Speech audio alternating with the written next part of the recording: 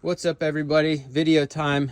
We've got a relatively new Magnum boat lift here that we put in, and we want to quickly cover how to set the fore and aft pitch or balance of the lift, right? We need the bow to be just a little bit higher than the stern for water to drain aft, but we don't want it too high.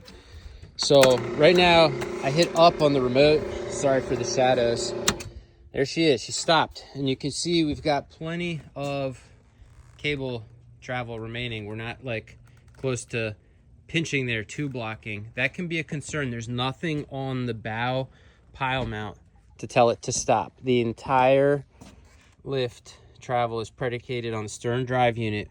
All this thing is doing is counting revolutions. There's nothing automatic.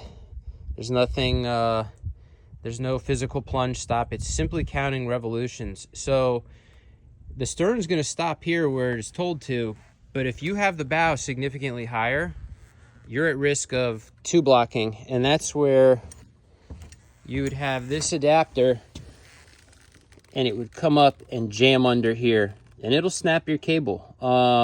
It'll break it, and you don't want that. And matter of fact, that's what we're here fixing today.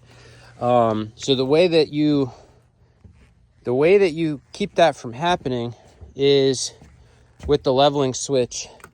It's a spring-loaded switch inside the remote control, and it simply functions as a momentary cutoff for the bow motor if the lift has been installed properly.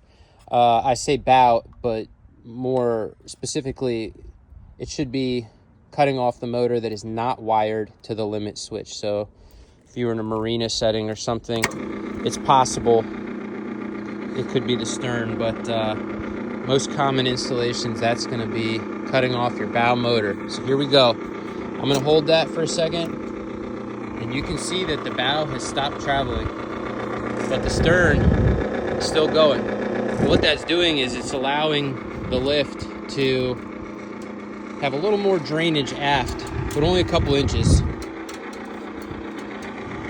So we'll stop and we'll go back up. And when this thing limits out, you'll see that it's going to stop a couple inches closer to the top now, because we put more adjustment, more fore and aft adjustment in the lift. When you're setting this initially, we always recommend to people you want the minimum amount of pitch for water to drain aft. So it's a good idea to have a hose and spray it into the false floor of the boat, or bucket of water, whatever, if you don't have hose. But you can see there, we're stopping now closer to like 8 or 10 inches or whatever from the pile mount, instead of the 12 to 14 it was before. So we don't want to go any more than that. But what happens over time is usually the stern of the boat's a little heavier, and over the course of several up downs, things get out of balance because there's a little more weight in the stern and it lags. So what we usually end up doing is running this up and just letting the stern catch back up. The bow is not moving.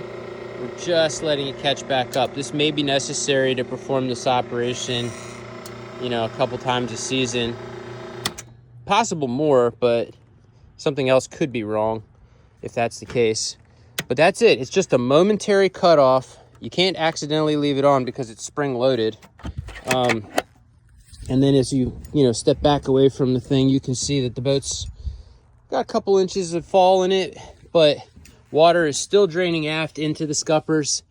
As always, before you make any adjustments or do anything, make sure everything is clear, your cables are nicely wound on the drum, there's no kids or dogs swimming near the lift, all your electrics sorted out, and definitely always do even simple stuff like this with a helper, just in case you need another set of hands or eyes. But yeah, that's it. If you have any questions, give us a call at the shop, 410-810-1019. See ya.